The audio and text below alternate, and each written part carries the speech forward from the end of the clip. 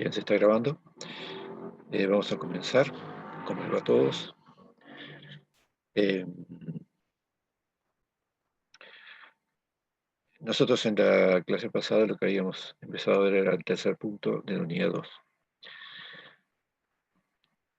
Y habíamos empezado ya a ver algunos puntos, algunas cosas. Pero quiero empezar ahora con una pregunta que me habían hecho de la vez pasada. No tomé nota referente a la deducción del en el experimento de Joule, la deducción de que la derivada respecto al volumen varía cero, para el caso de un gas ideal. No sé, yo no tomé nota, como decía, de quién fue que hizo la pregunta, así que no sé si está presente o no. De cualquier forma, lo que quedé es en revisar un poquito ese planteo.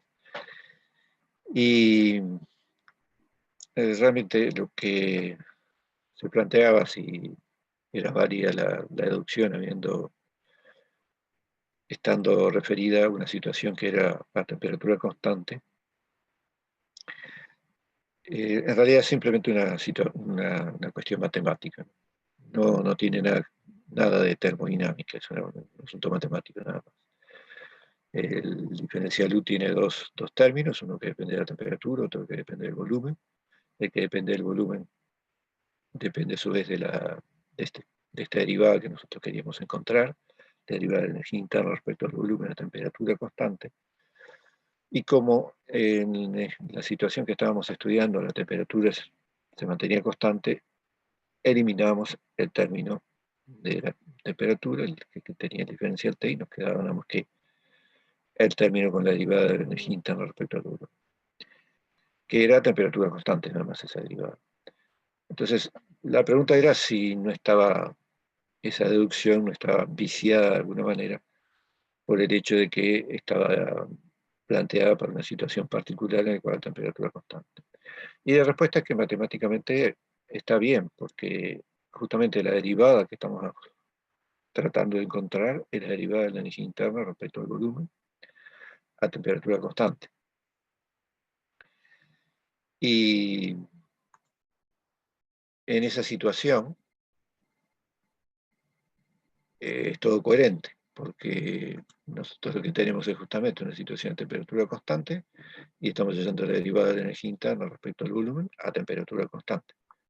Así que la conclusión que podemos haber sacado de allí era perfectamente válida.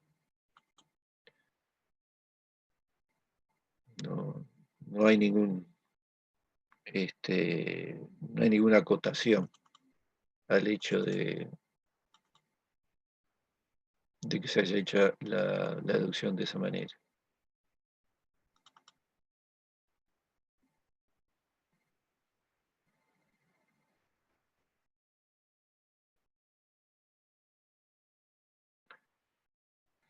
Otra manera de verlo es que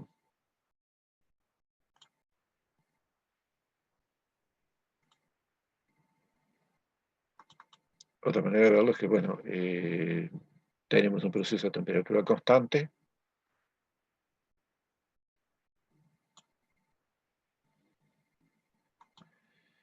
y no hay cambios esta era la experiencia de Joule, y esta era la deducción.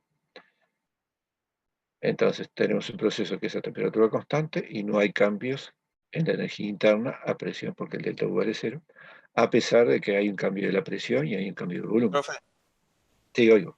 ¿está compartiendo la pantalla? Ahora en este momento no. Perdón.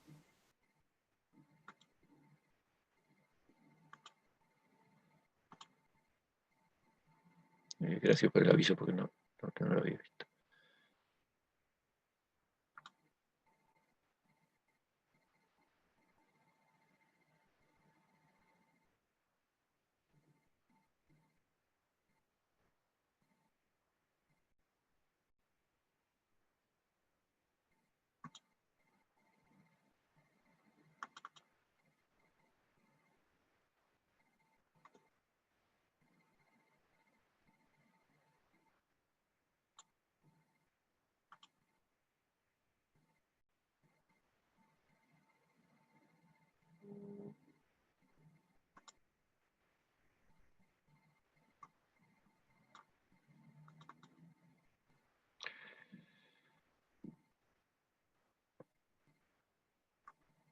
Ahora sí.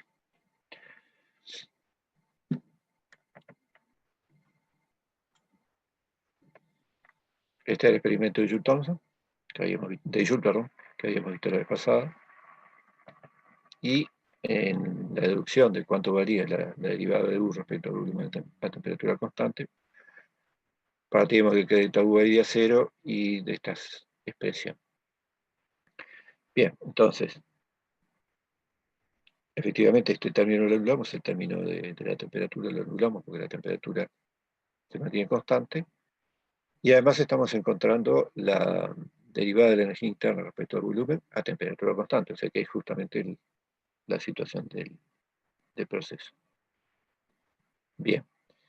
Yo lo que les decía es que otra manera de ver esto es que la energía interna, estamos tratando de ver qué pasa con la energía interna al cambiar el volumen, y tenemos un proceso donde cambia el volumen, cambia la presión, pero la temperatura permanece constante, y la energía interna no cambia. Quiere decir que la única variable que está influyendo en ese proceso sobre la energía interna es la temperatura. Y de ahí que no dependa ni del volumen ni de la presión. Bueno, esto era simplemente lo que quería responder respecto a la pregunta que me habían hecho la vez pasada de finalizar la clase.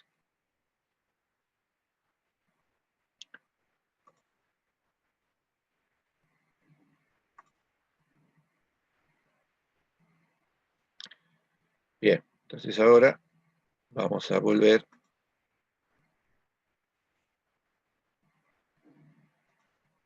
al tema correspondiente a la clase de hoy. Esto era lo que habíamos empezado a ver la vez pasada. O sea, básicamente la entalpía, cómo se definía, como U más PV, y cómo se podía relacionar el cambio en entalpía con el calor transferido en estas condiciones. O sea, el delta H valía el calor transferido, si solo había trabajo de expansión-compresión, y además la presión externa o presión opuesta era constante e igual a la presión inicial y final, lo cual era equivalente a decir que hubiera equilibrio mecánico al inicio y al final.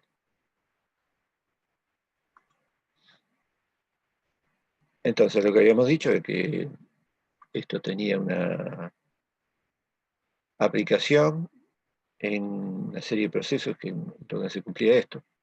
Uno de ellos eran los cambios de fase, donde podemos escribir entonces el calor de vaporización como el delta H de vaporización, o la fusión, o lo que fuera. Bien, por último habíamos mencionado que en general eso se debía a que la presión se mantiene constante en el proceso de cambio de fase si se mantiene la temperatura constante. Y habíamos, más bien como un detalle, yo había planteado que en este recorrido azul que se ve acá, esta flecha, tenemos también un cambio de fase, porque en este caso una vaporización, que no mantiene la presión inicial igual a la presión final. Ese es un proceso posible, donde está aumentando la presión y a su vez la temperatura. Podría ser, por ejemplo, una olla a presión. Y entonces se está produciendo el cambio de fase sin mantener la presión constante. Bueno, en este caso particular, el detalle no sería igual al calor transferido. Pero siempre que hagamos el proceso a temperatura y presión constante, entonces sí. Bueno, viendo algunas cosas nuevas, queremos hacer algo parecido a lo que hicimos con el cambio de energía interna para el cambio de entalpía. Es decir, nosotros pusimos la energía interna en función de la temperatura y el volumen, y encontramos cómo calcular el cambio de energía interna en esa situación. Vamos a tratar de hacer lo mismo, pero con el delta H. Cuando hicimos eso con el cambio de energía interna, pudimos definir una capacidad calorífica que era a volumen constante. Ahora vamos a poder definir una capacidad calorífica a presión constante, que es distinta a la anterior. Lo que vamos a hacer ahora, entonces, es plantear en qué situación la entalpía se puede escribir como función de dos variables. Las dos variables que vamos a elegir en este caso, por conveniencia, es la temperatura y la presión. Y esto va a ser cierto siempre y cuando estemos en el mismo tipo de sistema que habíamos hablado para el caso de la energía interna. Es un sistema homogéneo, de masa y composición constantes, lo cual implica que no haya reacción química ni cambio de fase. Y yo les decía la otra vez que eso es así porque en el caso de que haya reacción química tenemos un cambio de energía interna que puede ocurrir sin necesidad de que haya cambios ni de temperatura, ni de presión, ni de temperatura ni de presión, fundamentalmente. Y bueno, podría ser también sin cambio de volumen. Y lo mismo con el cambio de fase. El cambio de fase tiene asociado un cambio de energía interna o de entalpía, que es independiente de que haya cambio de temperatura y de presión. Ahora, si lo que tenemos es nada más que cambios en estas variables, sin que haya reacción química ni cambio de fase, podemos escribir la entalpía de esta forma. Y entonces podemos aplicar el hecho de que la entalpía es una función de estado, plantear su diferencial exacta, va a quedar en función de dos términos, de dos sumandos otra vez, uno que depende de la temperatura y tiene como coeficiente del diferencial T la derivada de la entalpía respecto a la temperatura a presión constante, y el otro, que es la contribución por el cambio de presión, y que tiene la derivada de la entalpía respecto a la presión a temperatura constante. Nuevamente, para poder encontrar el valor del diferencial de H y con ello el del delta H al integrar ese diferencial H, vamos a necesitar conocer los valores de estas dos derivadas. La primera, la derivada de la entalpía respecto a la temperatura y presión constante, nuevamente la vamos a definir como la capacidad calorífica, en este caso a presión constante. La designamos como C grande sub P. La capacidad calorífica a presión constante también es positiva y extensiva por ser la relación entre una propiedad extensiva, como es la entalpía, y una intensiva, que es la temperatura. También vamos a definir una capacidad calorífica molar a presión constante, con este techo, como el cociente entre el C sub P y el número de moles correspondiente. Entonces, capacidad calorífica molar es una propiedad del sistema. De manera que si el sistema está compuesto, por ejemplo, por una sustancia pura, bueno, va a ser la capacidad calorífica molar en las condiciones de temperatura y presión que estamos estudiando para esa sustancia en particular. El otro, el C sub P grande, va a depender de eso y además de la cantidad de masa. Bien, entonces, en un proceso que ocurra a presión constante, se anula el término de la derecha en la diferencial y no va a quedar nada más que el término de la izquierda. Integramos ese término y nos queda que el delta H, o sea, la integral del diferencial H, es el delta H entre la situación inicial y la final. Y a la derecha nos queda la integral entre la temperatura inicial T sub 1 y la temperatura final T sub 2 por el C sub P y por diferencial T. O sea que a presión constante podemos calcular el delta H de esta forma, para lo cual precisamos el cambio de temperatura y el valor del C sub P.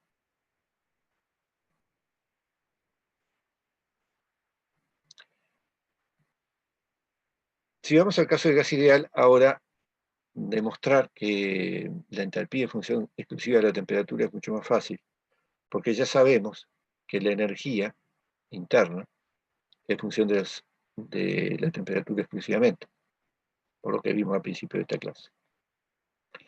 Y el producto P por B, para un gas ideal, es igual a nRT, o sea que también es función exclusiva de la temperatura. De manera que la entalpía para el gas ideal va a ser función de una sola variable, y esa variable es la temperatura. Quiere decir que para el gas ideal podemos plantear que el diferencial H es Cp de T, independientemente de que haya cambio de presión o de volumen.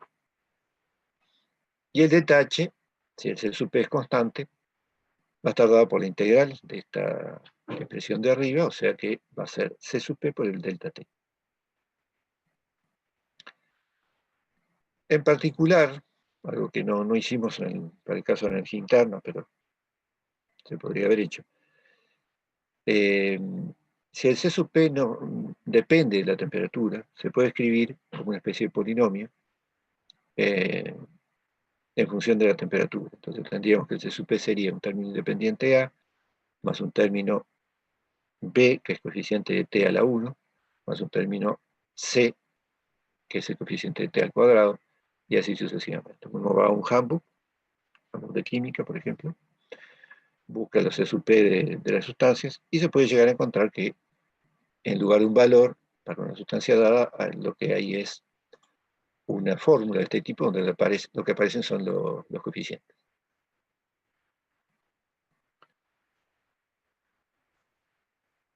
Bien. ¿Qué relación hay entre C sub P y C sub B? ¿Son iguales? ¿Son diferentes? Se puede demostrar que la diferencia entre C sub P y C sub B está dada por esta expresión que tenemos acá. P por la derivada del volumen respecto a la temperatura, presión constante, más la derivada de la energía interna respecto al volumen a la temperatura constante, que a su vez está multiplicada por, de vuelta, la derivada del volumen respecto a la temperatura a presión constante. Esta relación todavía no la podemos demostrar, necesitamos pasar primero por el segundo principio, y las ecuaciones de Maxwell. Entonces ahí vamos a estar en condiciones de demostrar un montón de las cosas que estamos planteando ahora. Pero esta relación es así. Esto es válido para una sustancia pura y es general independientemente de la sustancia. Este término de la derecha justamente es positivo, de manera que el C sub P es mayor que el C sub B. En realidad es mayor o igual, en algunos casos vamos a ver que es lo mismo, porque este término se anula. Para el caso del gas ideal, la diferencia entre C sub P y C sub B es N por R. Y eso lo vamos a demostrar ahora. Para el caso de fases condensadas, este término de la derecha justamente es muy pequeño. Acuérdense que está derivada para las fases condensadas, como vimos en la clase pasada, era muy pequeña. Y después tenemos la variación del volumen con la temperatura a presión constante, que bueno, hay algunas sustancias que pueden tener un coeficiente de dilatación importante, pero en general no es así, sobre todo para los sólidos. Entonces, todo estos sumandos de acá dan un valor pequeño, despreciable. Así que a efectos de cálculos se pueden considerar que el C sub P de un líquido o de un sólido es igual a su C sub B, lo cual facilita un poco las cosas. Bien, entonces, vamos a ver si demostramos esa relación entre C sub P y C sub B para el gas ideal. Tenemos la expresión general, C sub P menos C sub B igual a esta fórmula de acá. Para poderlo resolver, necesitamos saber el valor de esta derivada, la derivada del volumen respecto a la temperatura a presión constante. Para encontrar eso, necesitamos la función que relaciona el volumen con la temperatura, que no es otra que la ecuación del gas ideal. O sea, el volumen vale nRT sobre P. Con esto, y teniendo en cuenta que estamos siempre hablando de sistemas cerrados, o sea, masa constante, hacemos la derivada respecto al volumen a presión constante. La presión entonces, junto con el N y el R, son constantes, y la derivada del T con respecto a la temperatura vale 1. Con lo cual, esta derivada vale nR sobre P. Por otro lado, sabemos que para el gas ideal, la derivada de U respecto al volumen. La temperatura constante vale 0, así que el término de la derecha se hace 0. Sumando a la derecha se hace 0. Para encontrar Cp menos Cv, entonces, lo que hacemos es este valor de la derivada, nr sobre p, sustituirlo acá, nos queda nr sobre p por p, lo que tenemos aquí. Por lo tanto, Cp menos Cv es igual a nr. Y si pasamos el número de moles hacia la izquierda, dividiendo, entonces nos queda que la diferencia entre las capacidades caloríficas molares es igual a R. Y este es un dato, perdón, este es un dato entonces, cualquiera de los dos, son datos muy útiles cuando uno quiere analizar una situación donde hay un gas ideal. Por ejemplo, para saber cómo, si no tiene el C sub P, puede encontrar el C sub B a través de esta ecuación. Y con el C sub B, por ejemplo, encontrar el cambio de energía interno del gas ideal. Bueno, sé que el cambio de energía interna para el gas ideal era C sub B por delta T, o integral de C sub B diferencial T. Bien, así que esta es una de las fórmulas que nos va a ser útiles para el caso que trabajemos con gases ideales. Bien, entonces ahí tenemos bastante claro qué es lo que pasa con la derivada de la entalpía respecto a la temperatura. Pero, del mismo modo que para el caso de la energía interna, la derivada de la entalpía respecto a la presión es algo ya un poco más, no es tan directo. Y para recurrir, para poderlo ver cuánto es que vale esa derivada o con qué lo podemos relacionar, vamos a recurrir también a un experimento. En este caso, el experimento de Joule-Thomson.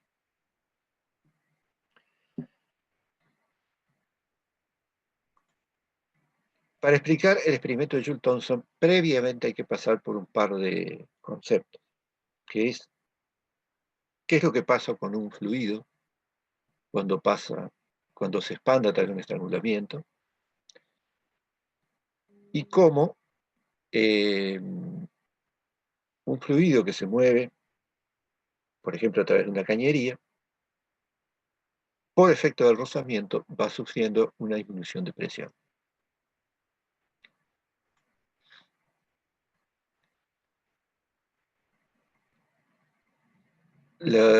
Una de las cosas que va a demostrar el experimento de Joule-Thomson es que el proceso es isentálpico, eso quiere decir que la entalpía inicial es igual a la entalpía final, y por lo tanto que el delta H vale 0. Pero vamos primero con estas cosas, estos conceptos previos.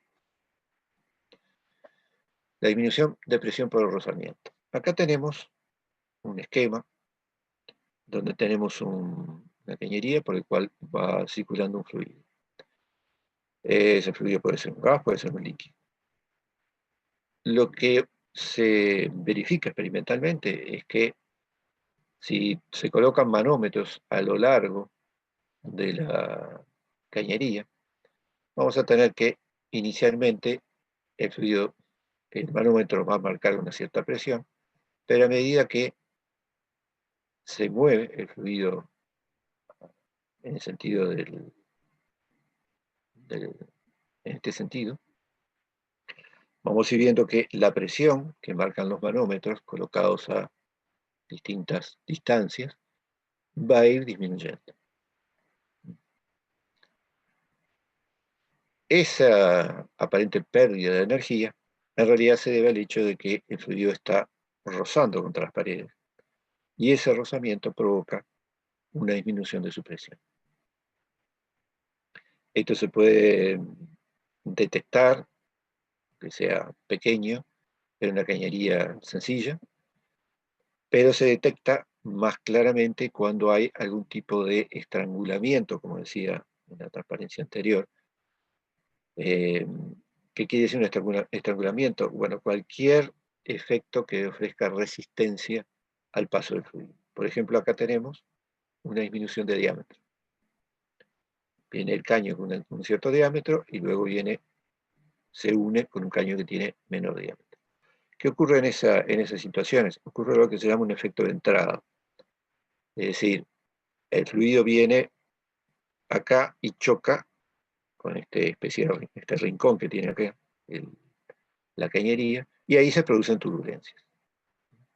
Esas turbulencias entonces hacen que el fluido choque contra las paredes en una proporción importante, y entonces ahí ese rozamiento va a provocar una disminución de presión también importante.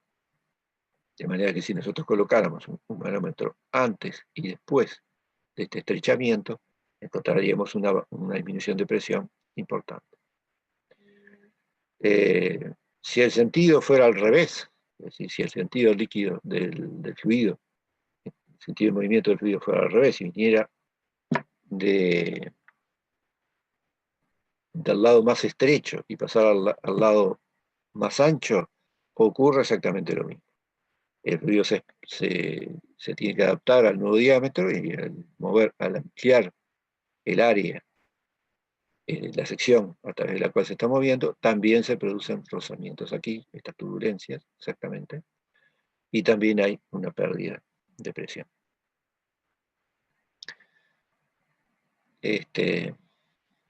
Bueno, entonces uno lo que tiene que tener presente es eso, que cuando haya algún tipo de resistencia al movimiento de un fluido que está en movimiento, eso va a provocar una disminución de presión. Esto es algo obviamente muy importante en diseño de cañerías, porque se necesita impulsar el fluido con una energía suficientemente grande como para que pueda ir superando todas las pérdidas de presión. Técnicamente se llaman pérdidas de carga. Hay que darle suficiente energía para que vaya superando todas las pérdidas de presión que encuentra a lo largo de toda la trayectoria, ¿no? Si la cañería es muy larga, o si la cañería en su recorrido tiene, por ejemplo, codos, porque tiene que ir cambiando de algo, ¿no? Bueno, los codos también van a producir ese efecto. Entonces, bueno, todo esto hay que tenerlo en cuenta, los futuros ingenieros tienen que tenerlo en cuenta para diseñar la bomba que hay que utilizar para impulsar el líquido. O también, en el caso de un gas, para diseñar la potencia del compresor que va a impulsar ese gas.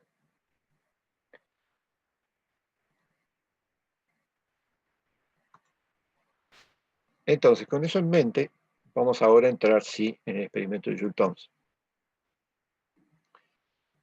Acá tenemos un esquema de qué consiste. Hay una cañería, hay un gas que entra y que sale por el otro lado. Esta cañería tiene la pared aislada térmicamente, esto azul que se ve acá, es la aislación térmica. Y lo que tiene de particular es que acá en el medio, esto es un tapón poroso. Yo no sé si ustedes han visto esos filtros, por ejemplo, de vidrio, que tienen lo que se llama una placa afeitada en la parte inferior.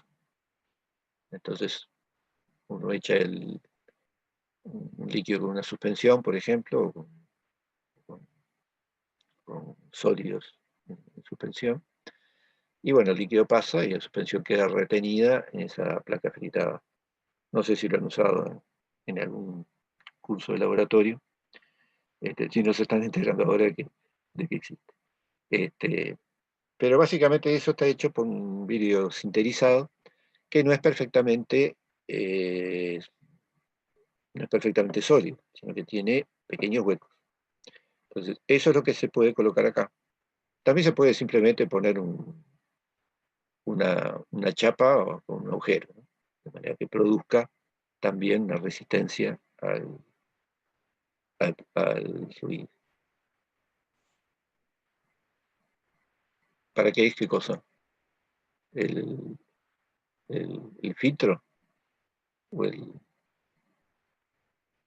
filtro para filtrar. Sí, se usa en el laboratorio para filtrar sin necesidad de colocar papel de filtro.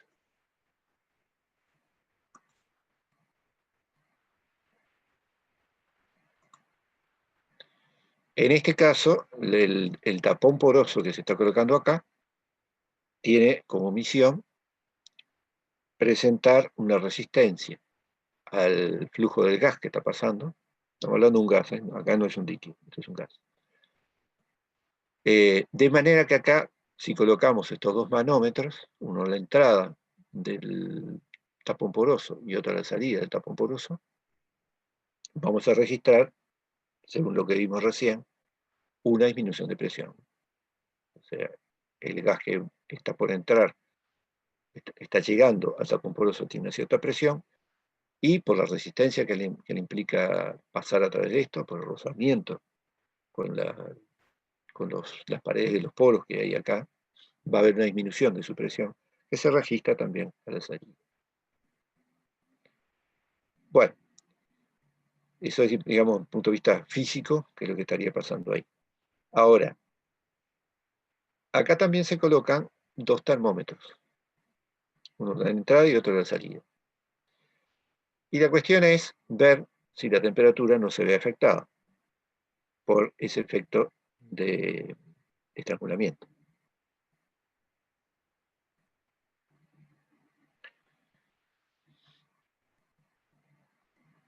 Entonces, el experimento de Joule-Thomson consiste en esto: hacer pasar este gas por acá, medir las presiones, medir las temperaturas, y bueno, aplicar el primer principio de la termodinámica para ver qué pasa con la entalpía,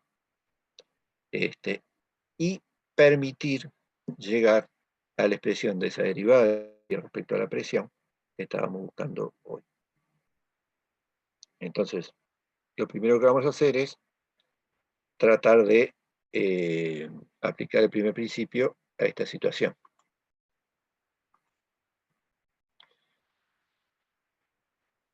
Para lo cual tenemos un problema. Y es que, ¿qué les parece a ustedes? ¿Este sistema es abierto o es cerrado?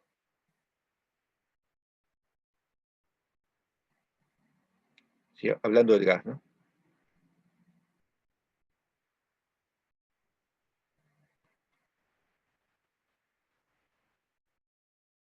Abierto, ¿no? Es abierto, sí. Parece que están de acuerdo. Abierto, exacto. Es abierto, o sea, acá está entrando gas y acá está saliendo. Entonces, si es abierto, el primer principio, así como lo tenemos, no lo podemos aplicar. De manera que nos tenemos que ingeniar para definir un sistema que sea cerrado, que permita estudiar este proceso, y que, al ser cerrado, nos permita aplicar el primer principio tal como nosotros lo vimos. Entonces, ¿cuál va a ser nuestro sistema? Nuestro sistema va a ser un mol del gas, que está acá marcado de esta manera, es este medio ocre que está acá. Y el proceso que vamos a estudiar es el mol de gas que está por entrar, por llegar al tapón poroso, pasa a través del mismo, y luego el estado final sería cuando sale exactamente todo el mol del gas, eh, cuando atraviesa completamente el tapón poroso. ¿Sí? Entonces, al inicio, en el estado inicial, ese mol de gas, o sea, al ser un mol del gas, pasa a ser un sistema cerrado, ¿verdad? Bien.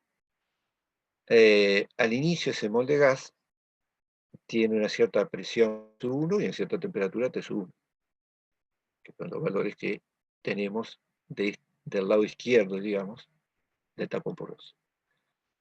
Por lo tanto, va a tener un ancho de valor X. Cuando termina de pasar, cambió su presión y eventualmente puede haber cambiado también su temperatura, T2 y T2. Con lo cual va a tener ahora un ancho Y.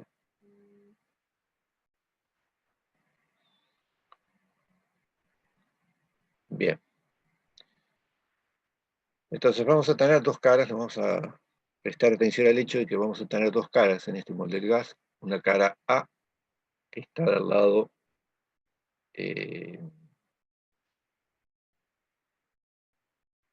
la mayor parte del tiempo está del lado izquierdo del tapón poroso, o sea que no lo atravesó. Y una cara B que en todo el proceso va a estar atravesando y saliendo del otro lado del tapón.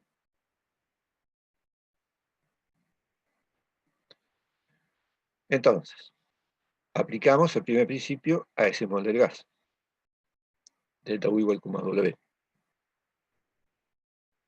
Necesitamos calcular el calor y el trabajo. Vamos a empezar por el calor. Acá dice que el calor es 0. Bien. Analicemos un poquito por qué vale 0. Para poder saber si el calor vale 0 o cuánto vale el calor, necesitamos saber a través de las fronteras de este molde de gas si hay alguna diferencia de temperatura que permita transferir calor o si las paredes son aislantes térmicos. Si nos fijamos en la cañería, todo lo que rodea, la parte del gas que está contra las paredes de la cañería, esa pared era aislada térmicamente, de manera que por ese lado no puede haber transferencia de calor. Así que por ese lado no hay transferencia de calor con el exterior. Nos quedan la cara A y la cara B. Si miramos la cara A en todo, a medida que se va moviendo a través del tapón poroso, la cara A siempre está a una temperatura T-1 y sometida a un ambiente que también está a T-1. ¿Sí?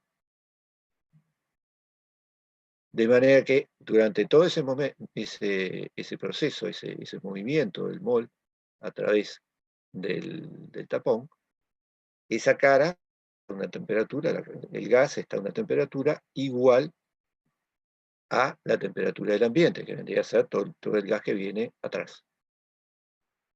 Por lo tanto, si las temperaturas son iguales entre el sistema y el ambiente, por acá no va a haber transferencia de calor. ¿Qué pasa con la cara B? Bueno, la cara B, prácticamente en todo su recorrido, está a una temperatura T-2. ¿Sí?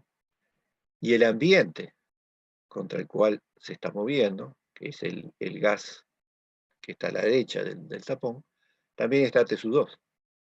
Entonces es la misma situación. Tenemos el gas a la misma temperatura que el ambiente. Por lo tanto, no va a haber tampoco transferencia de calor a través de la cara B. Hay un momento en el cual está atravesando el tapón, en el cual ahí podemos decir que hay un cambio en la temperatura, pero si se pone a analizar la situación van a ver que se compensa un poco entre la entrada y la salida, entre la entrada de la cara B y la salida de la cara A. De ahí que nosotros podamos decir que el calor vale 0 en este proceso. ¿Están de acuerdo? ¿Puedo seguir?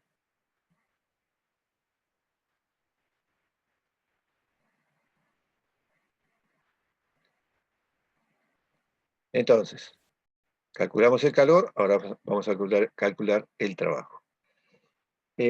Acá hay una pequeña diferencia en este proceso con respecto a lo que tiene que ver con la mayoría de los casos, o todos los casos que hemos visto hasta ahora de cálculo de trabajo. En todos los casos que vimos hasta ahora teníamos una sola de las caras móviles. ¿No? Si se acuerdan todo el ejemplo en el cual dedujimos cuánto valía el trabajo para un proceso de expansión en una etapa, en dos etapas y demás, ese era un recipiente que tenía un solo pistón que se movía. Por lo tanto, tenía una sola cara móvil. Y por lo tanto, teníamos que preocuparnos nada más que de la presión externa sobre esa cara móvil, sobre esa frontera, pedazo de frontera móvil. Pero acá tenemos dos. Tenemos la frontera A y tenemos la frontera A, ¿sí? y tenemos la frontera B. Entonces tenemos que ver qué es lo que pasa en cada una de las caras. Por lo tanto, vamos a calcular el trabajo como dos contribuciones. Un trabajo A y otra sobre la cara A, y otro, un trabajo B sobre la cara B. Si tomamos la cara A, vamos a calcular el trabajo, porque va a resultar más sencillo al principio, considerando que es fuerza externa multiplicado por desplazamiento. Entonces, el trabajo A va a estar dado por una fuerza externa F sub A, y el desplazamiento es X, porque durante todo el proceso lo que hace el mol es moverse una distancia X. O sea, la cara A lo que hace es moverse una distancia X. Despreciando lo que es el espesor del tapón. Así que nos quedó que el trabajo A vale FA, que es la fuerza externa al mol, multiplicado por la distancia X. Ahora, ¿cuánto vale esa fuerza externa? ¿Quién la hace? Pregunto. ¿Quién hace esa fuerza externa sobre el mol de gas?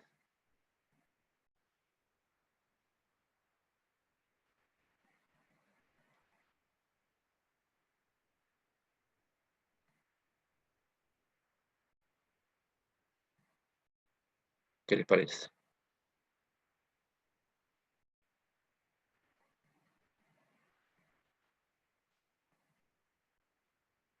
Un montón de comentarios. Bueno, la presión, ahí está, bueno. Bien, alguien dijo presión, otro dijo el resto del gas, otra persona dijo el mismo gas tal vez, otro la presión, otro el gas. Bien.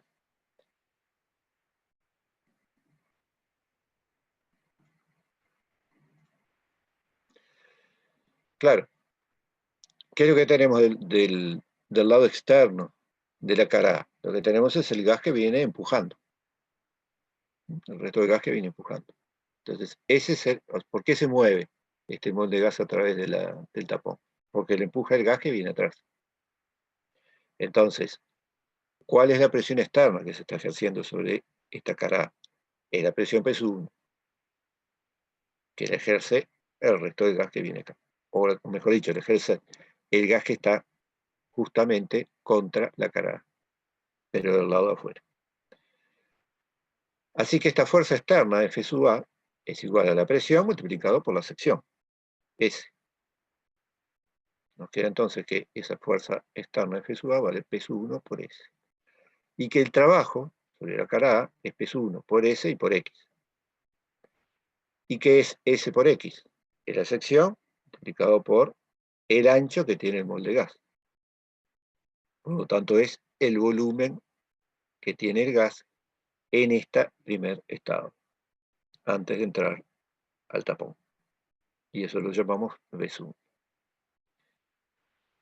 Quiere decir que lo que nos quedó es que el trabajo sobre la cara A vale P sub 1 por V sub 1. Ojo que no es acá no hay un delta, es el volumen del gas. Veamos ahora la otra cara, la cara B. Bueno, en este caso, ¿qué ocurre? Ahora podemos decir que en la cara A el gas fue comprimido.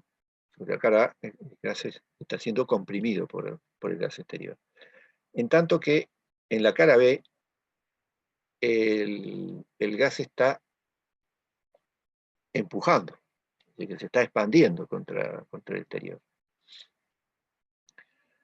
Así que va en una dirección contraria a la fuerza externa. La fuerza externa la hace el gas, en este caso, que está delante del mol, pero la presión se ejerce, obviamente, en el sentido contrario al movimiento del gas. Por eso, en este caso, esa fuerza externa, hay que ponerle un signo de menos porque va en dirección contraria al movimiento del gas.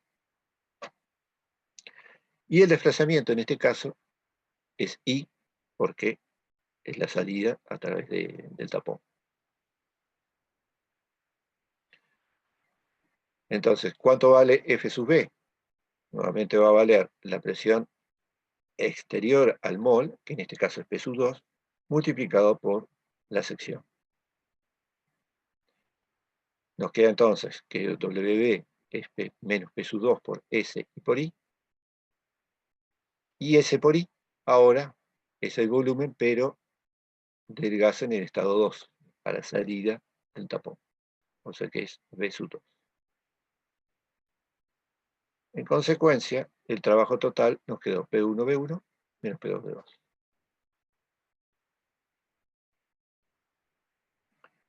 ¿Está claro esto? ¿Hay alguna pregunta?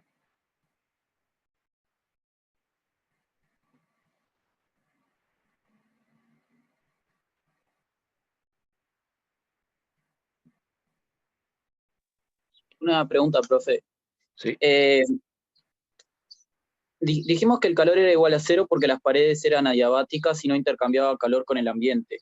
Y además, el mismo gas está en, digamos, toda la misma temperatura, ¿no? Es decir, no intercambiaría calor consigo mismo. Es decir, está como en equilibrio térmico, digamos. No, no es exactamente eso. El calor es intercambio de energía con el ambiente. Entonces lo que tenemos que ver es no lo que pasa adentro, sino lo que pasa entre la frontera y el ambiente. A través de las paredes de la cañería, bueno, están forradas por algo aislante y por lo tanto por ahí no va a pasar calor. La cuestión es qué es lo que pasa acá, en esta cara y en esta otra cara. En esta cara, lo que decimos es que el gas está a una temperatura T1 y el ambiente, que viene a ser el gas que está por afuera del mol, también está a una temperatura T1, porque es el valor de temperatura en toda esta zona. Entonces, es por eso que decimos que no va a haber transferencia de calor, porque la temperatura del gas en la frontera y la temperatura del ambiente en la frontera son iguales. Si son iguales las Gracias. temperaturas, no puede haber transferencia de calor. ¿Sí? Y lo mismo del otro lado, ¿no?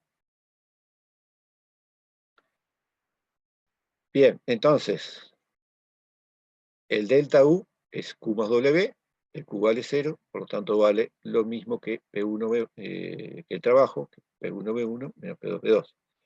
Y eso es, el delta U lo podemos escribir como U2 menos U1. Entonces, reordenamos esto, y lo que nos queda es, pasamos U1 para la izquierda, nos queda U1 más P1V1, pasamos menos P2V2 para la derecha, nos queda U2 más P2V2, y si nos fijamos, esta es la definición de la entalpía, o sea que lo que nos está quedando es que la entalpía 1 es igual a la entalpía 2, o sea que el delta H vale 0, que era una de las cosas que queríamos demostrar en este experimento. Quiere decir que esta es una situación en la cual la entalpía del gas permanece constante. No es exactamente que permanezca constante, sino que su entalpía inicial es igual a la temperatura, a la entalpía final. En el medio no sabemos porque esto no es justamente un proceso reversible, pero la entalpía inicial es igual a la entalpía final. Y por lo tanto el delta H vale 0. Bien. Eso le decimos incentálpico. Para llegar a lo otro, a la variación de la entalpía respecto a la presión, vamos a introducir otro concepto, que es una propiedad de los gases, que es el coeficiente de Joule-Thomson. El coeficiente de Joule-Thomson, que lo designamos con la letra mu y JT, es la derivada de la temperatura respecto a la presión a entalpía constante. Si el cambio de presión es pequeño, entonces esta derivada la podemos escribir como un cociente incremental, delta T sobre delta P. Pero no cualquier cociente incremental, sino aquel en el cual la entalpía permanezca constante. Es decir, que HI sea igual a la entalpía final.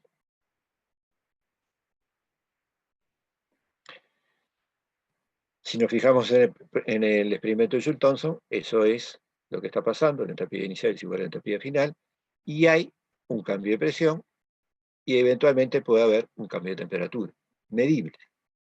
Así que, haciendo el experimento de Joule-Thomson, se puede medir este coeficiente de Joule-Thomson.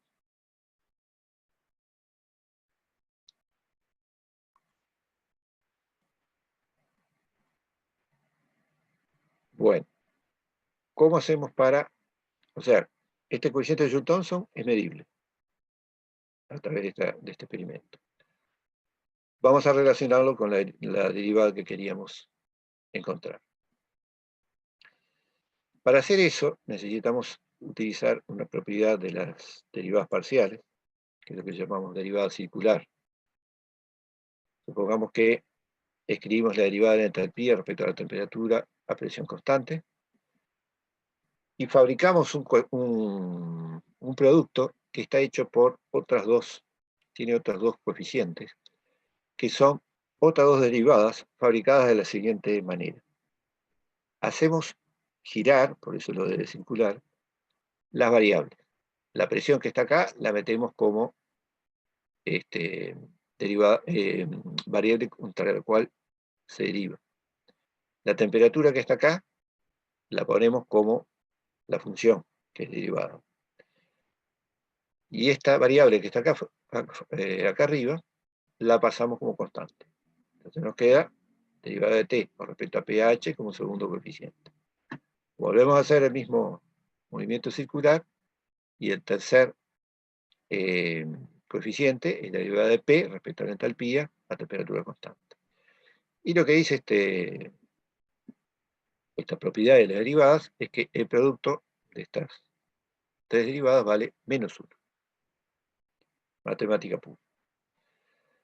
La otra propiedad que vamos a utilizar es que si nosotros invertimos función y variable, manteniendo la temperatura, la variable constante igual, podemos relacionarlos a las dos derivadas como una a la inversa de la otra. O sea que esta derivada de P respecto a H a T es lo mismo que la inversa de la derivada de H respecto a P a T. Y acá apareció lo que nosotros queríamos evaluar. De manera que podemos sustituir esto acá arriba, esto acá en esta expresión de derivada circular, nos va a quedar dividiendo.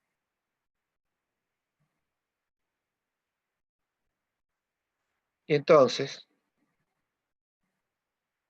fíjense que esta derivada de t respecto a pH es justamente el coeficiente de Joule-Thomson. Y lo que nos queda es que la derivada de h respecto a p a t es menos coeficiente de Joule-Thomson por la derivada de h respecto a t a p, que es el c sub p. Así que lo que nos quedó es que esta derivada, al final, depende de dos propiedades del gas: el coeficiente de Joule-Thomson y su capacidad calorífica. Si nosotros conocemos estos dos valores, podemos evaluar esta derivada respecto a la presión, y con eso saber qué pasa en el proceso con entalpía, en el proceso en el cual cambia la presión.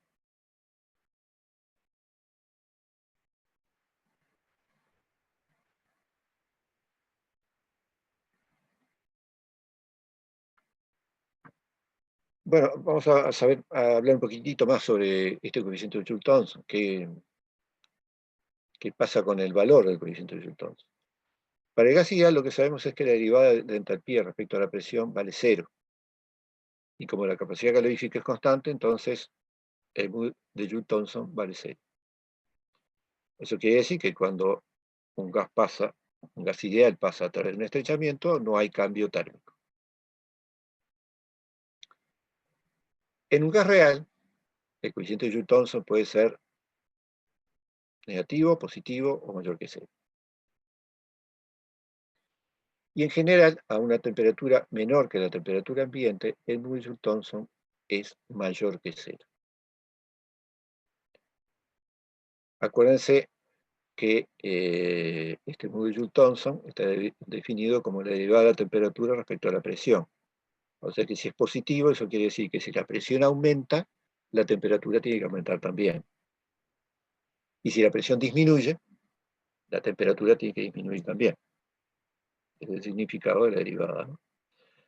Así que en un estrangulamiento, la presión disminuye. Entonces, si el coeficiente de Joule-Thomson es positivo, en un estrangulamiento tiene que haber un enfriamiento. Y ese es uno de los efectos que se puede ver con gases reales. Si se lo hace pasar por un estrangulamiento, como puede ser, por ejemplo, la válvula del cilindro, en el cual están contenidos, y se abre la válvula del cilindro, se produce un enfriamiento. Y eso es algo que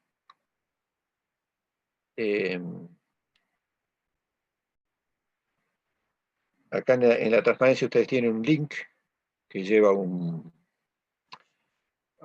video de YouTube, donde hay un montón de experimentos, entre los cuales a los 4 minutos aparece justamente el efecto de Joule-Thomson con anhídrido carbónico.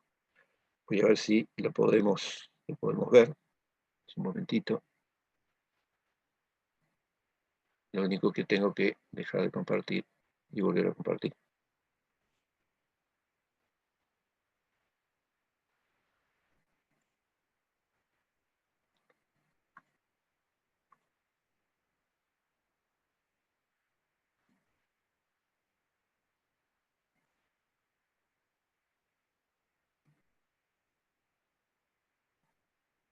Bien. Decía 4 minutos, así que vamos a buscarlo. ¿Lo ven ahí? ¿Lo ven al video? Sí. Bien. Vamos a buscar los 4 minutos.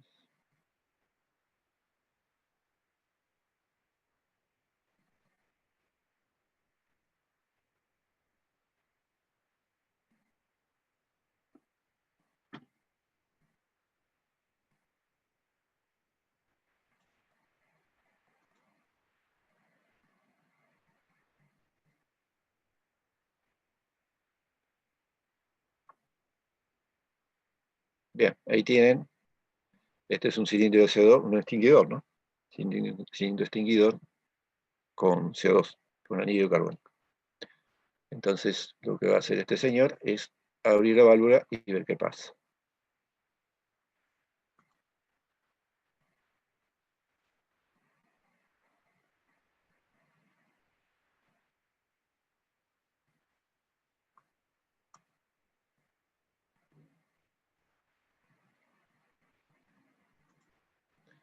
Bueno, no sé si entendieron. Se entendió lo que hizo. Abrió la válvula y dejó caer, salió el gas y apareció una cosa blanca sobre la superficie. Y no sé si entendieron lo que dijo el hombre.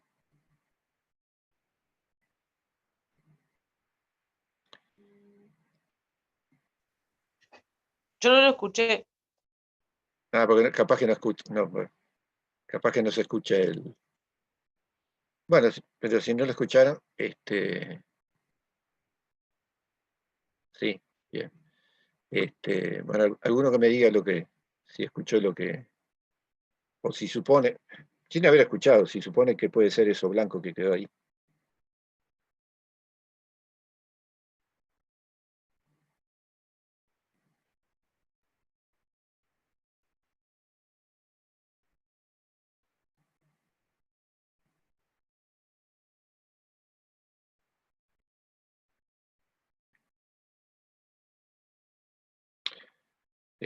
Que hayan oído o no, ¿qué les parece que,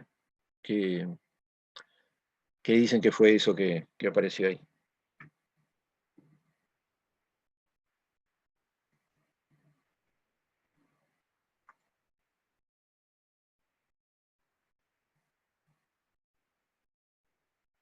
There it is.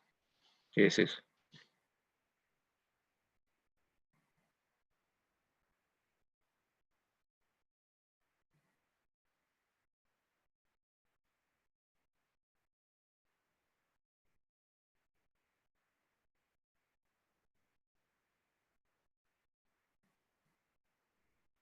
¿No? ¿Nadie?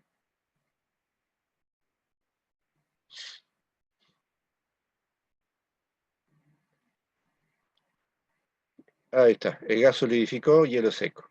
Bien. ¿Sí? Bueno, es lo que dice él, ¿no? En realidad habría que ver qué es esa cosa de ahí. Pero lo que estamos viendo acá es justamente un efecto de Joule-Thomson. El anhídrido carbónico, que está como gas dentro del recipiente, súbitamente sufre un cambio de una disminución de presión, pasa a través de la válvula. La válvula tiene un estrechamiento importante. Y ahí es donde ocurre el efecto de Joule-Thomson, disminución de presión, disminución de temperatura. Y la disminución de temperatura es tan grande, en el caso del anhídrido carbónico, o sea, el coeficiente de Joule-Thomson es tan grande, que lleva a que el gas pase a, este, a fase sólida, ¿no? O sea, una condensación sólida. Y eso es lo que se ve acá. Acá no se ve mucho, pero también, lo otro que se ve también, si uno hace ese experimento en la válvula propiamente dicha, en la parte exterior de la válvula, es que se forma escarcha, porque el enfriamiento es tan grande que la humedad del aire condensa, o incluso se congela, sobre la superficie del metal de la llave. Bien, entonces, aquí es donde tenemos uno de los hechos que se pueden explicar por Joule-Thomson. Entonces, acá tenemos entonces que se puede producir una variación de temperatura exclusivamente por una variación de presión del gas. No puede ser un gas ideal, o eso quiere decir que no puede ser un gas cualquiera en condiciones cercanas a la idealidad, ¿no? O sea, temperaturas muy altas o presiones muy bajas. En la medida en que el coeficiente de Joule-Thomson sea grande o que estemos lejos de las condiciones de idealidad, entonces se puede producir esto. Volvemos a salir de acá. A ver si...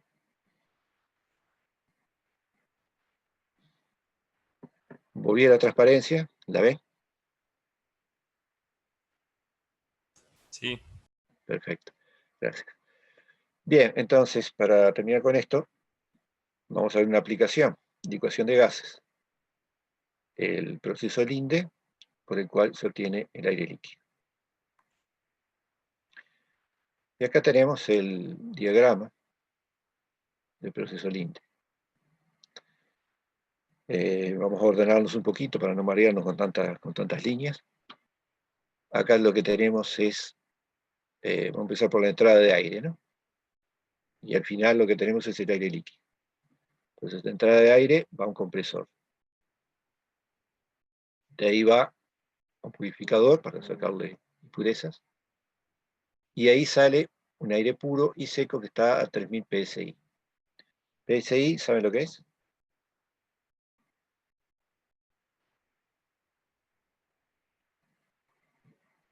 Bueno, es una unidad de presión, una unidad inglesa. P es pound y SI square inch, o sea, libra por pulgada cuadrada. La equivalencia con una atmósfera, por ejemplo, es de 14,7. Así que si redondeamos, o sea, una atmósfera 14,7 psi. Así que si redondeamos a 15, 3000 psi dividido 15 son unas 200 atmósferas. Así es como sale el compresor. Se le sacó el agua para que el agua no condense en todo el proceso. Y entonces viene por acá, acá se va enfriando con otras, en el intercambiador de calor, con otras corrientes que vamos a ver de dónde es que salen.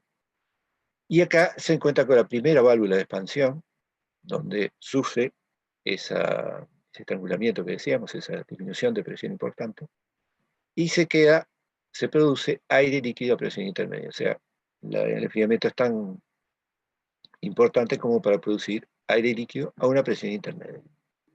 O sea, menor que estas 3000 psi. De ahí, el aire gaseoso se hace pasar por unas que ya viene mucho más frío, ¿no? Se hace pasar por una segunda válvula de expansión y se produce finalmente el aire líquido a presión atmosférica. Entonces de acá se saca a través de esta válvula. ¿Cómo se completa todo este sistema? Bueno, parte del aire frío que tenemos acá, ese que pasa por acá y ayuda a enfriar el aire seco, comprimido, que entra. Lo mismo en la etapa intermedia, hay un poco de aire frío que se hace pasar por acá para ayudar a enfriar al gas de entrada. Esas dos salidas de aire, uno a presión intermedia y otro a una presión prácticamente atmosférica, se juntan con el aire fresco en el compresor y bueno, de esa manera va recirculando. Y eso es todo.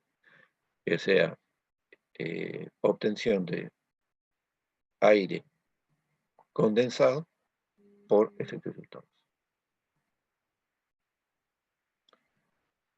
Muy bien. ¿Alguna pregunta hasta acá?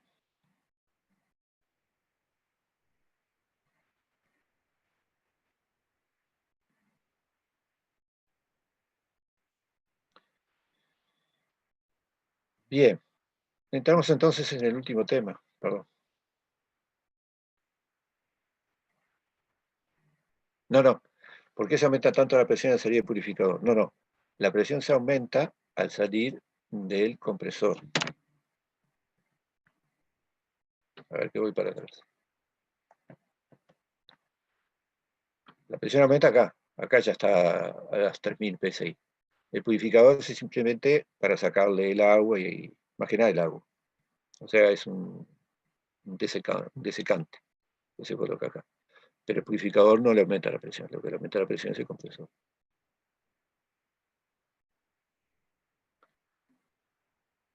Bien.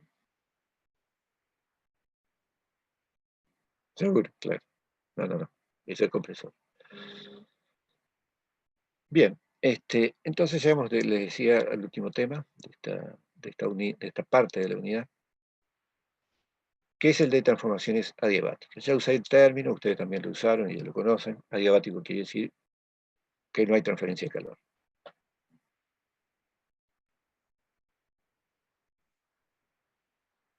Proceso adiabático implica Q igual 0.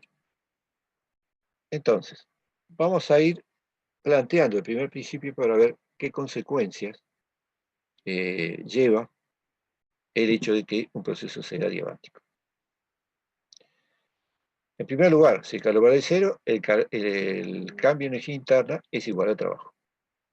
Es decir, solamente puede cambiar la energía interna si se realiza trabajo sobre el sistema o si el sistema realiza trabajo contra el exterior.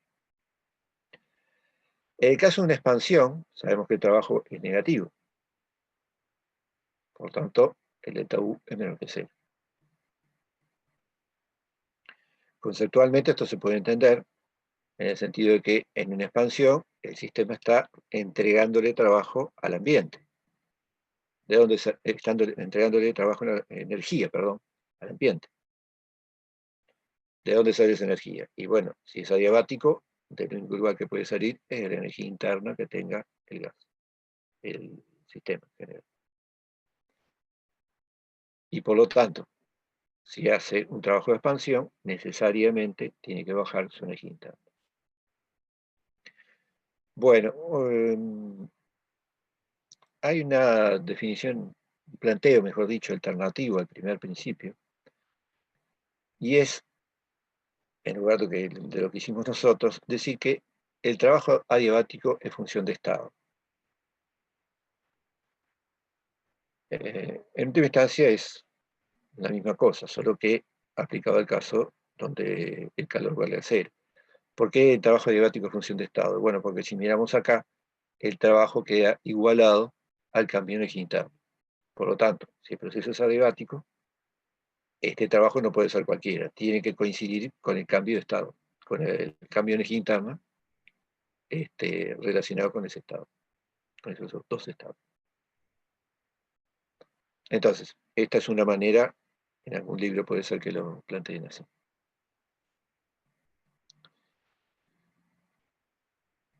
Bien. En general, entonces, el delta U va a ser igual al trabajo, y en este trabajo podemos tener trabajo de expansión o podemos tener también otro tipo de trabajo. Si no hay otro tipo de trabajo, es decir, si solamente hay trabajo de expansión y el sistema es un gas ideal, entonces el delta T es menor que cero. A ver si me pueden explicar por qué el hecho de que sea un gas ideal y haya una expansión implica que tiene que disminuir la temperatura del gas.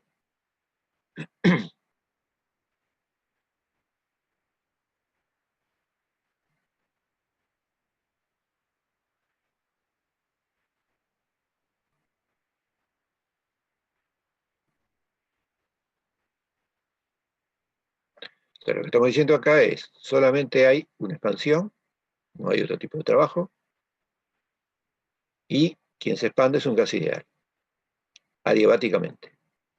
Entonces, necesariamente, ese gas ideal tiene que disminuir su temperatura. ¿Por qué podemos afirmar eso?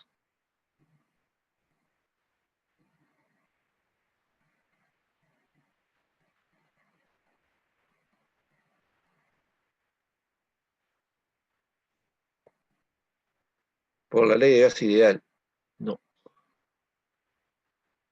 A ver, si aumenta el volumen.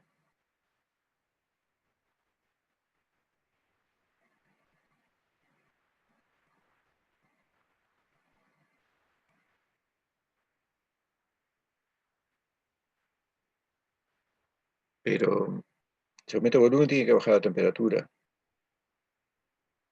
Pero ahí estás haciendo alguna suposición con la presión, ¿no? O sea,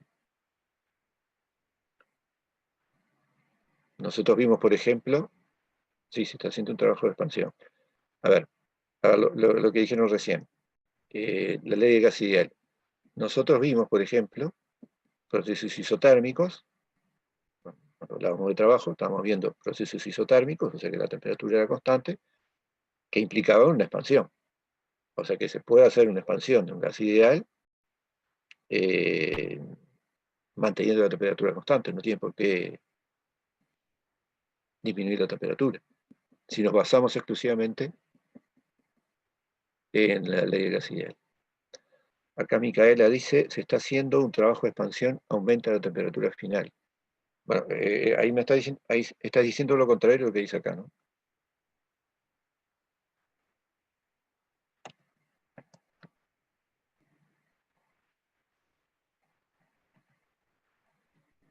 Lo que dice que trabajo de expansión, adiabático, disminución de temperatura. O sea que la temperatura final tendría que ser menor.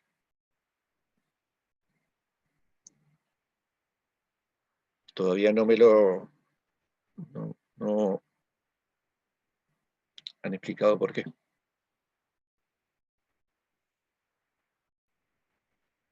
Ahora me gusta más. Por la constante de proporcionalidad entre delta U y delta T.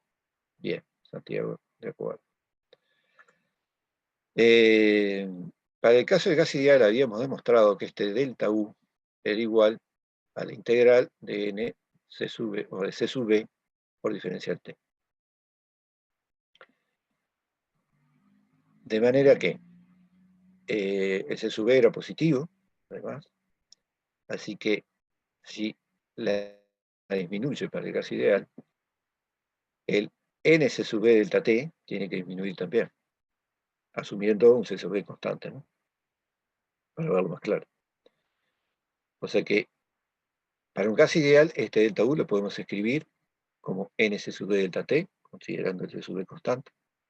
Y eso me indica necesariamente que el delta T tiene que ser negativo porque el C sub V es positivo. Y el N también.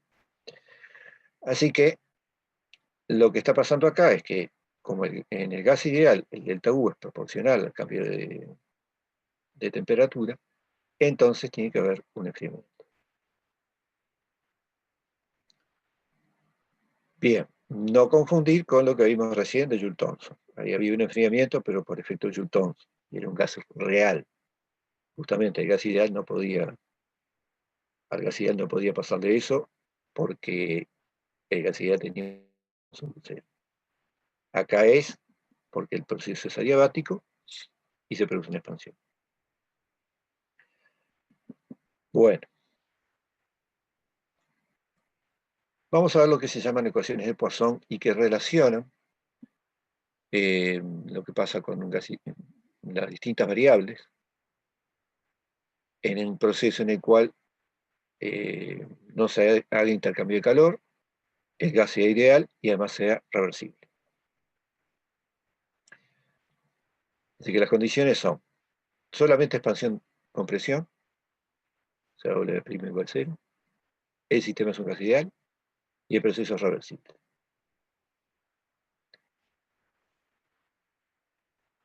Lo que se puede demostrar, que lo vamos a hacer ahora, es que las relaciones entre la temperatura y el volumen están dados por esta expresión. TV a la gamma menos 1 es igual constante, donde gamma es el cociente del C sub P y el C sub B. Sea el extensivo o sean los intensivos molares, ¿no? Entonces, para un gas ideal, nosotros podremos saber el valor de gamma haciendo el cociente de estas dos capacidades caloríficas. Y entonces lo que vamos a saber es que en este proceso el producto de T por el volumen elevado a la gamma menos 1 es constante durante todo el proceso. Asimismo, como consecuencia de esto podemos encontrar que PB a la gamma es constante y que TP a la 1 menos gamma sobre gamma también es constante. O sea que podemos relacionar de a dos todas las variables a lo largo del proceso. Vamos a ver cómo es eso.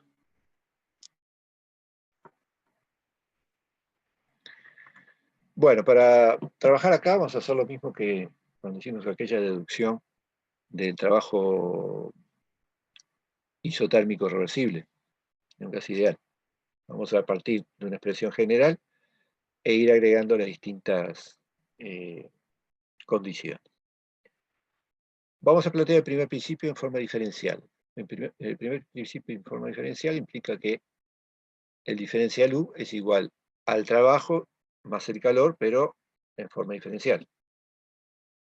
El trabajo vale 0, así que lo único que nos queda es el trabajo. El calor vale 0, de manera que, por ser adiabático, de manera que lo único que nos queda es el trabajo en su forma diferencial. En su forma diferencial nosotros lo podemos escribir como menos la presión opuesta por el diferencial B. El diferencial B que tiene en ese infinitésimo de variación de estado. Si aplicamos ahora que el proceso es reversible, podemos sustituir esta presión opuesta por P. Así que nos queda dU ahora igual a menos P de B. Y si aplicamos que es gas ideal, podemos sustituir este P por nRT sobre B diferencial B. Así que tenemos una primera expresión para el dU, es esta que tenemos acá. La otra expresión que podemos plantear para el gas ideal era la que mencionábamos recién. El dU para un gas ideal es N por el C sub V molar diferencial T. Así que podemos igualarla con esta de acá, menos nRT sobre B de B, y lo que tenemos acá es una ecuación diferencial donde vamos a tener que separar las variables. Pasamos la temperatura para la izquierda, nos queda capacidad calorífica molar a volumen constante diferencial T sobre T. Pasamos, dejamos quieto a la derecha, nos queda R de B sobre B, menos R de B sobre B. Y los moles, fíjense que desaparecieron, se simplificaron. Por lo tanto, la conclusión que vamos a sacar acá va a ser independiente de la masa del gas. Entonces, ¿qué hacemos ahora? Tenemos las ecuaciones con las variables separadas, tenemos que integrar. pasamos primero el C sub B molar para el otro lado, para que quede junto con el R. Entonces nos queda, del lado de la izquierda, la integral entre T sub 1 y un valor T cualquiera, que corresponde a cualquier momento del proceso. Y lo que estamos integrando ahora es diferencial T sobre T. Del lado de la derecha nos queda R de B sobre CB molar por el volumen, e integramos entre los valores de volumen, porque la variable es el volumen, correspondientes a estos valores de temperatura, o sea, B sub 1, que es el valor inicial del volumen, y B, que es el valor de volumen que tiene para la temperatura T.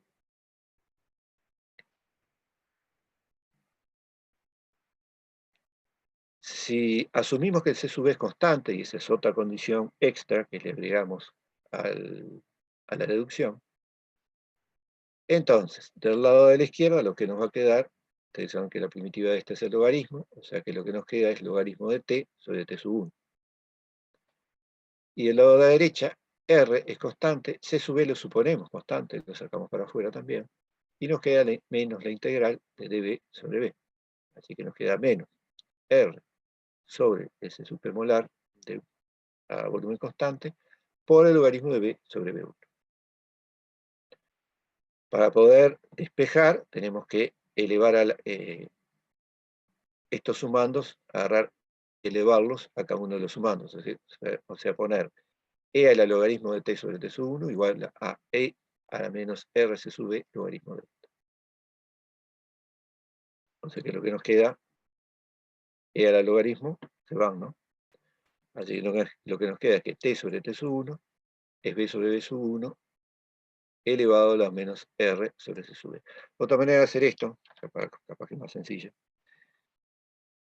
es por propiedades de logaritmos, ¿no? Este coeficiente menos R sobre C sub B,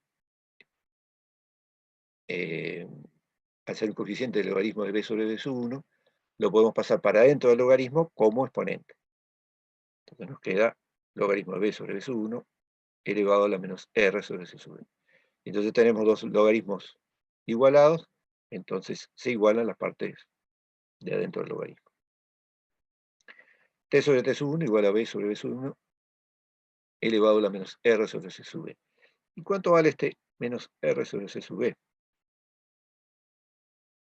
Bueno, si hacemos cuentas, no lo voy a hacer acá, pero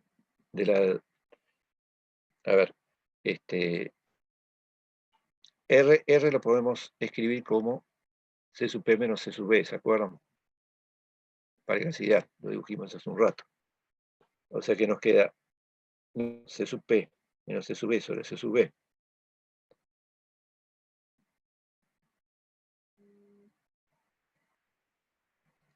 Así que nos queda menos R menos C sub P sobre C sub B, que sería gamma, menos C sub B sobre C sub B, que sería 1. Todo con el signo de menos adelante. Así que nos quedaba menos gamma menos 1, así que al poner el signo de menos, nos va a quedar 1 menos gamma acá. De manera que al final lo que nos queda es T sobre T sub 1 igual a B sobre B sub 1 a la 1 menos gamma. Pasamos el T sub 1 para la derecha, el B sub 1 para la izquierda, perdón, el B para la izquierda, y entonces este B lo tenemos elevado a la 1 menos gamma, al pasarlo para el otro lado nos queda a la gamma menos 1. Entonces menos 1 menos gamma. Así que nos queda a la izquierda temperatura por el volumen a la gamma menos 1, igual a la derecha en misma expresión, pero en T sub 1 y B sub 1. En otras palabras, este valor que nos quedó a la derecha es una constante, porque depende del valor inicial de temperatura y de volumen, y de gamma, que es constante para el gas. Y a la izquierda tenemos cualquier valor de temperatura y su correspondiente valor de volumen. Por lo tanto, este producto TB a la gamma menos 1 es igual a una constante. Eso quiere decir que se mantiene constante a lo largo de todo el proceso. Por ejemplo, podemos plantearlo para el estado final, T2B2 a la gamma menos 1 igual a T1B1 a la gamma menos 1. Y de esa manera podríamos sacar, sabiendo, por ejemplo, el valor inicial de temperatura y de volumen y el valor final de volumen, podemos sacar el valor final de temperatura directamente sin pasar por ninguna de estas deducciones.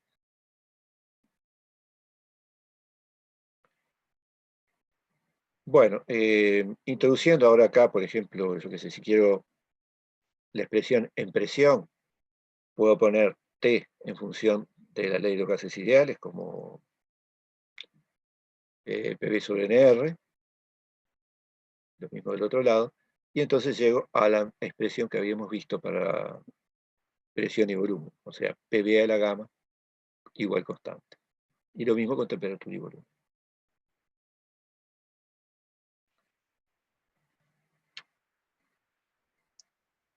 Bueno, en un minutito terminamos esto. Este planteo, que PV a la gamma sea constante, nos lleva a una representación gráfica de los procesos llamados de Poisson, o sea, estos procesos reversibles, adiabáticos de gases ideal. Tenemos que PV a la gamma es constante para el caso S, de adiabática reversible, gas ideal, W' igual 0. Y tenemos que para la isoterma PV vale también vale NRT. Entonces, en un diagrama presión contra volumen, la isoterma, sabemos que es la hipérbole equilátera, ¿no? Es esta de acá. Presión igual a NRT sobre volumen. Si es isoterma, la temperatura es constante, o sea que todo esto es una constante. Y estaría representado por esta curva de acá.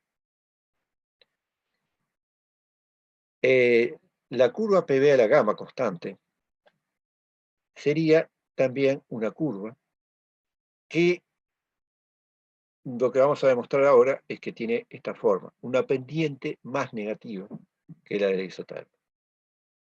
O sea, la adiabática reversible del gas ideal, W' igual 0, es la línea negra, que va a pasar, como tiene una pendiente diferente, en algún momento se cruza con un isoterma.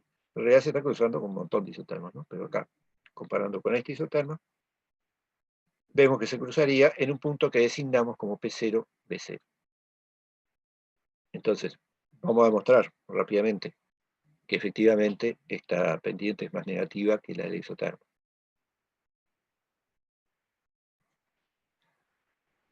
Para eso vamos a recurrir a la derivada. En isoterma P vale nRT sobre B, por lo tanto al derivar con respecto al volumen nos queda, el volumen está abajo, así que nos queda menos nRT sobre volumen al cuadrado. La derivada de B a la menos 1 es menos B a la menos 2.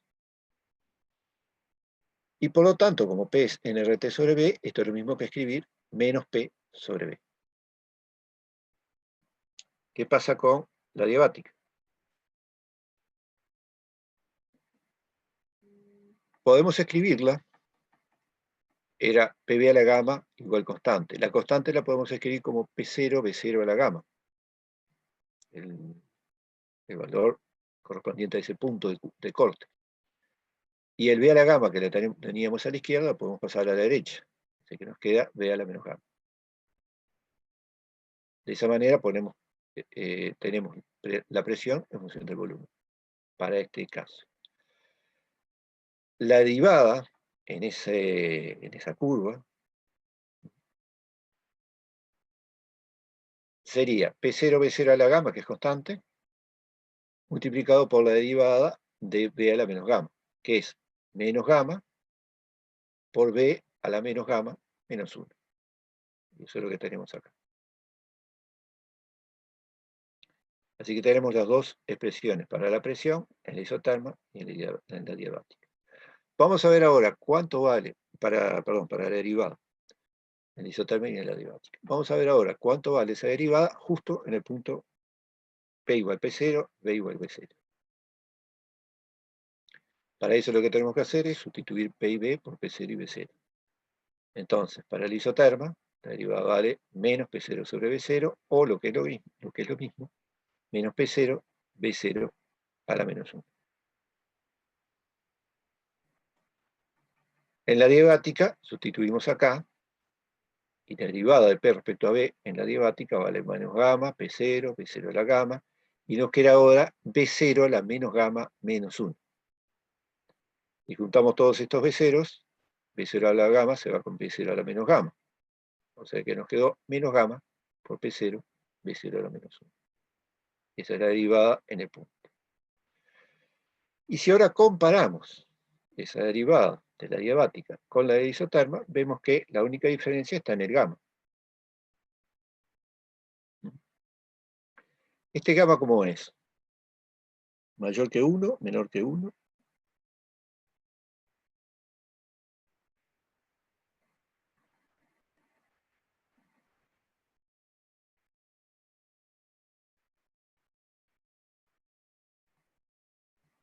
¿Se acuerdan lo que era gamma, no? CP sobre CB.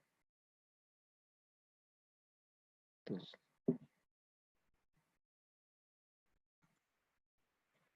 Jimena dice que es mayor que 1 y tiene razón. CP es la mayor que C sub B, y eso lo habíamos dicho en forma general, pero además, para el gas ideal, CP menos CB es R, o sea que SP es mayor que CB sin duda. Así que gamma es mayor que 1. Por lo tanto, lo que tenemos es acá una derivada negativa y acá una derivada que es más negativa que la de la isoterma, porque está multiplicado por un coeficiente mayor que 1. Con eso ya quedaría demostrado que la pendiente de la adiabática reversible del gas ideal es mayor que la isoterma. Si no, podemos, como está acá, hacer la relación de la derivada, ver que vale gamma, y que eso es mayor que 1, pero es el mismo concepto. Bueno, entonces quiere decir que así como en el diagrama presión-volumen podemos representar una familia isoterma, ¿no? Un montón de curvas que representan distintas temperaturas, también podemos representar una familia de adiabáticas, de ecuaciones de Poisson, de curvos de Poisson, en realidad. Cada uno con un determinado, una determinada pendiente. Bien, disculpe que me pasé un poquito del tiempo. Nosotros terminaríamos por acá. Y el viernes, ustedes saben que según el cronograma, tenemos clase de ejercicios con Jorge sobre tema de trabajo. Así que les pido que miren un poquito los ejercicios. Están marcados los ejercicios que van a hacer, el 7, el 8, el 10.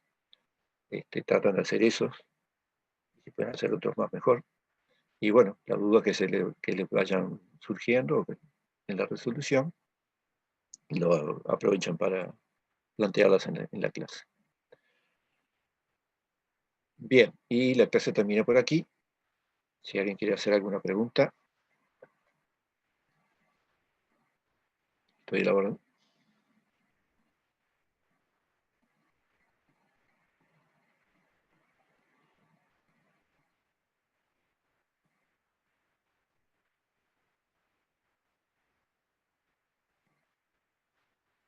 Nos vemos. Gracias a ti.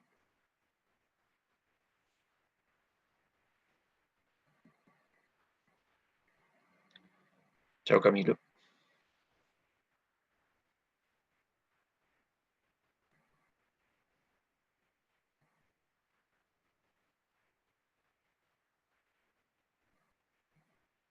Bien. Hasta la próxima entonces.